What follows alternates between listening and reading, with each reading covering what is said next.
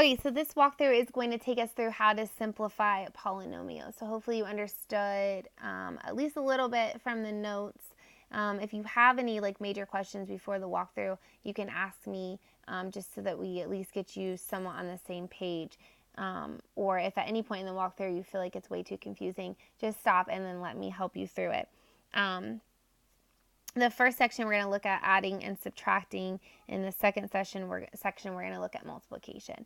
I think the adding should definitely be the easiest. So if we look at this first example, we have two steps when we're adding. We are allowed to drop the parentheses because we don't need them. We can add in any order. So that's really our first step. Let's just write it without any parentheses. So I have 2n squared minus 8n to the fourth plus 4n squared minus 5n to the fourth. The second step is just making sure you understand how to combine like terms. So you have to have the same variable and the same exponent. If you think of that as like their name, like n squared is the last name. So if I have two n squares in the room, do I have any other n squares? That's like saying I have two Harrises in the room. Do I have any other Harrises? So just think of that n squared as the last name, and 2, the number 4, is how many you have. So if I have 2 n squares and I have another 4 n squares, then I know that altogether I have 6 n squares. It also really helps if you put boxes and squigglies underneath. So I'm going to squiggle this next set. So I have negative 8 n to the fourth. N to the fourth is their last name. So do I have any other n to the fourths? Yes, I have negative 5 over here. So maybe 8 of these family members moved and another 5 moved. So what happens is that we had 13 of them move. And who were they? They were the n to the fourths. I can't combine n second and n to the fourth because even though they both have n, that would be like trying to combine Harris and, let's say, Heyman, right? Even though they both have h's, it doesn't matter because what comes after them is just as important. And a 2 and a 4 is not the same. We're not finishing the last name the same, so we cannot combine these two people. So this ends up being your final answer. And actually, you need to write it with the biggest exponent. You need to go in order of the exponents. So this is really negative 13 n to the fourth plus 6 n squared, making sure that you keep this negative sign with whatever comes after it. So this is actually your final answer. So let's go over here to this one. Well, actually, let's do number 2 next. Okay, so with subtraction, we just want to make sure that we subtract, we distribute that subtraction sign. One analogy I always use is if I eat a Happy Meal, then that means I'm going to eat everything in it. So I eat my French fries, and I eat my chicken nuggets, and I eat my apples, right? So I'm distributing everything that's in that Happy Meal. I'm distributing that I ate it. I'm taking it away. I'm taking away everything that's in that Happy Meal. So when I have this negative sign, it's saying that I'm going to eat all of this. I ate that part, and I ate that part, and I ate that part. Okay, so let's write this first part, and we can drop the parentheses because we don't need it because that's the point of distributing the negative. So we can write this first part. And now we are going to distribute this negative. So when I say that I have negative times, negative really is just going to flip the sign of whatever you have because this is like a negative 1. So negative 1 times 7n cubed leaves me with negative 7n cubed. Negative 1 times 8n squared is going to be negative 8n squared.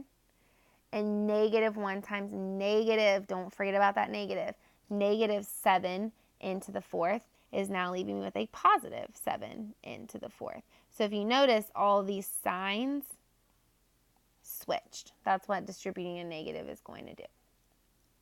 Okay, so now I'm going to combine like terms. So I have n cubed, so I'm talking about the family n cubed. Well, I have 6 of them here, and then 7 taking away 7. So 6 minus 7 leaves us with negative 1n cubed.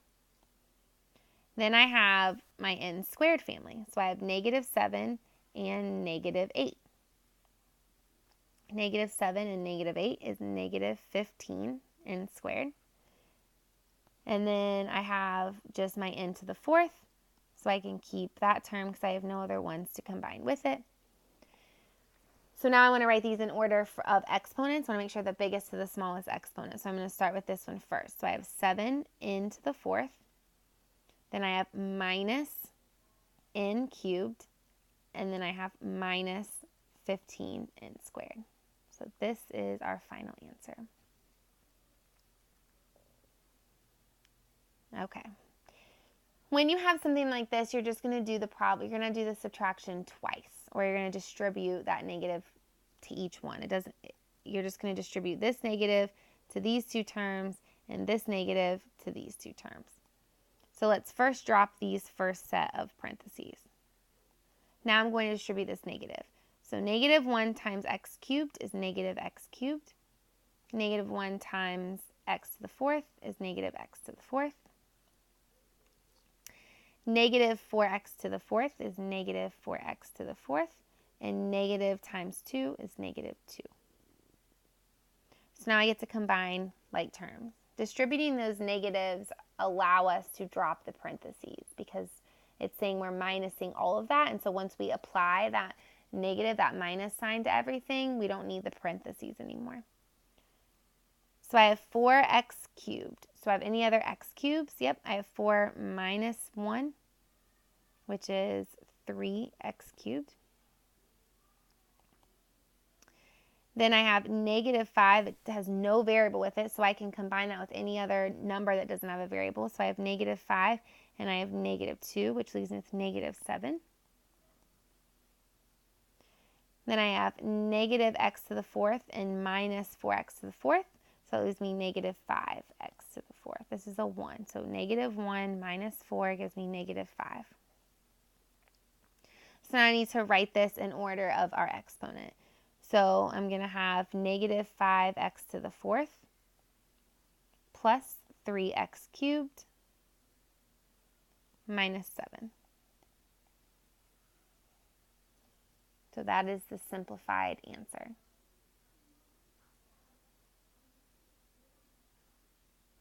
I think as a challenge, I'm going to have you go ahead and try this one on your own. So first you're going to drop the parentheses here and here because that's all adding, right? So we can just drop the parentheses. Then I want you to write all that underneath. So write all this stuff underneath. Then I want you to distribute this negative, making sure that you don't forget that this right here is a negative.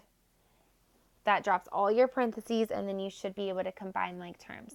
So go ahead and try this problem on your own, and then check with me before you move on to the next section. Okay, so you should have gotten that number 4 checked with me before moving on. You should have made sure it was the right answer, and then I would have told you, yes, this is right, or no, we could have gone over it, and now you can move on to multiplication. So I'm going to show you FOIL and box method for each one of these. And if you notice, 5 and 6 are the same problem, 7 and 8 are the same problem. That way I can show you both methods and show you that you get the same answer. So FOIL, remember, means first, outer, inner, last. So we're going to multiply our first terms.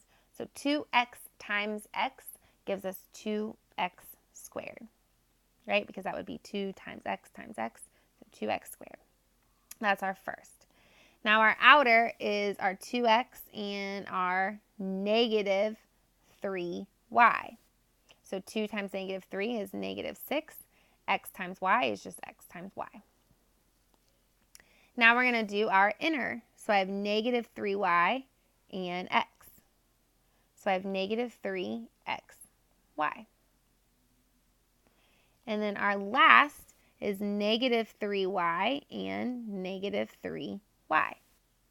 So negative 3 and negative 3 is positive 9. Y times y is y squared.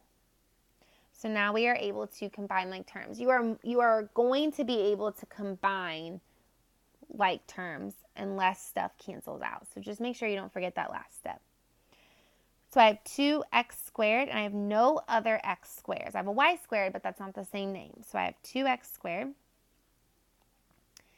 Then I am able to take negative 6xy and negative 3xy, and that gives me negative 9xy. I want to pause really fast. If you wrote this as negative 3yx, that is still a like term with negative 6xy because you can multiply in any order, which means I could write this as negative 3xy. So you can multiply in any order, so you have to be able to visualize that. Do they have the same variables? Yes, they both have x, they both have y, and are the x exponents and the y exponents the same? Yes. Okay, and then last I have 9y squared, so plus 9y squared. So this is my final answer. All right, let's look at number 6, which is the same problem, and let me show you how to do this with box method. So I have a 2 by 2, so I'm going to create a 2 by 2 box. On the top, I'm going to write 2x, and I'm going to write negative 3y, making sure I have this negative sign goes with this term. On the side, I have x, and I have negative 3y again. So to fill in the top left box, I'm going to multiply 2x and x. So 2x times x, so I have 2 times 1 is 2, x times x is x squared. On the top right, I'm multiplying that x times negative 3y. So I have negative 3xy, or yx, it doesn't matter. Then in the bottom left, I have negative 3y and 2x. So I have negative 6xy. And then for this bottom right, I have negative 3y and negative 3y. So I have 9y squared. Once your box is all filled up, you're just going to write everything out in one straight line. So 2x squared minus 3xy minus 6xy plus 9y squared. And now we're able to combine like terms. I don't have any other 2x squared. I don't have any other x squares, so that just stays 2x squared. I have negative 3xy and negative 6xy, so it's negative 9xy. And then I have 9y squared, so 9y squared. I cannot combine any of these other terms, so that is my final answer. And if you notice, it is exactly what we got over here. So hopefully that shows you that you can get the same answer if you FOIL versus using the box method. So I think let's try the bottom two again really fast. So let's do this first one, let's do FOIL, because this is a little different because now we have a binomial and a trinomial. We have 2 terms and 3 terms. The process doesn't change. It just adds a little extra step. So with FOIL, this gets a little tricky now because we have a trinomial. And so all this really is like doing distributive property twice. So I'm going to take this x and I'm going to multiply it by this guy. So this leaves me with 4x cubed. Then I'm going to take the x and I'm going to multiply him by this guy. Right? So I'm distributing this x to everything in the trinomial. That would give me negative 2x squared. Then I have x and I'm going to multiply him by this 3.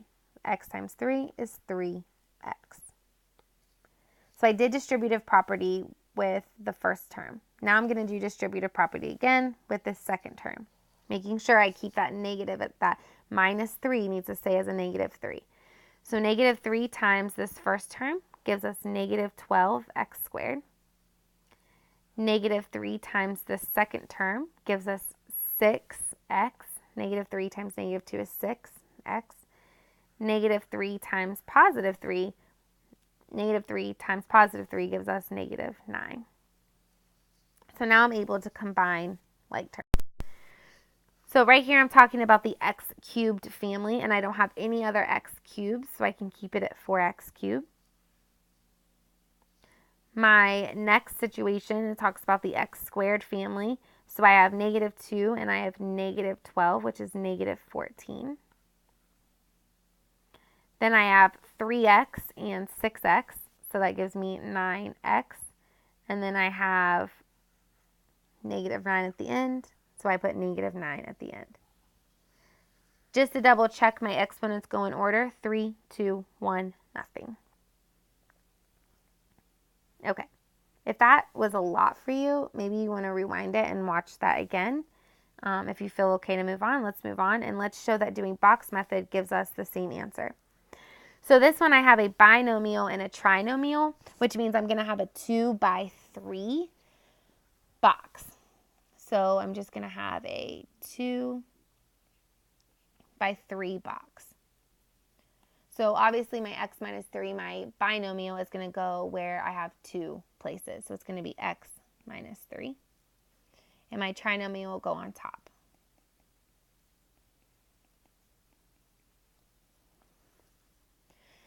So now we're going to multiply to fill in the boxes. So I have x times 4x cubed gives me 4x, x times 4x squared gives me 4x cubed. X times negative 2x gives me negative 2x squared. X times 3 gives me 3x. And if you notice, I'm just taking this x and multiplying it with all of my terms in my trinomial, which is exactly what I did here in the green. I took my x and I multiplied it by everything in my trinomial. So that's exactly what we already did anyways. We're just now putting it in a box so it kind of looks a little bit more organized. Now I'm going to take my negative 3 and multiply it by everything in my trinomial. So negative 3 times 4x squared gives me negative 12x squared. Negative 3 times negative 2x gives me 6x. And negative 3 times 3 gives me negative 9. So now I just want to write this all in a one straight line. 4x cubed minus 2x squared plus 3x minus 12x squared plus 6x minus 9. And so I can combine like terms. So I have the x cubed family. I have no other x cubed. So I have 4x cubed all by itself. Then I have the x squared family. I have negative 2 and negative 12. So that leaves me with negative 14x squared. I have 3x and 6x, leaves me with 9x. And then I have this negative 9 at the end to leave me with negative 9. And if you did it right, you should have gotten the same answer as you did up here. 4x cubed minus 14x squared plus 9x minus 9. I think a lot of you are probably going to like box method. It's a really great method. It helps you stay really organized. But I need you to choose one way to really just practice on the upcoming practice. Maybe give box method a shot. I think that will be helpful when we do factoring as well. But make sure you're showing all of your work on this walkthrough and then on the following practice. Let me know if you have any questions. Let me know if I can go over anything in person with you, and we will make sure you understand it. All right, see you in class.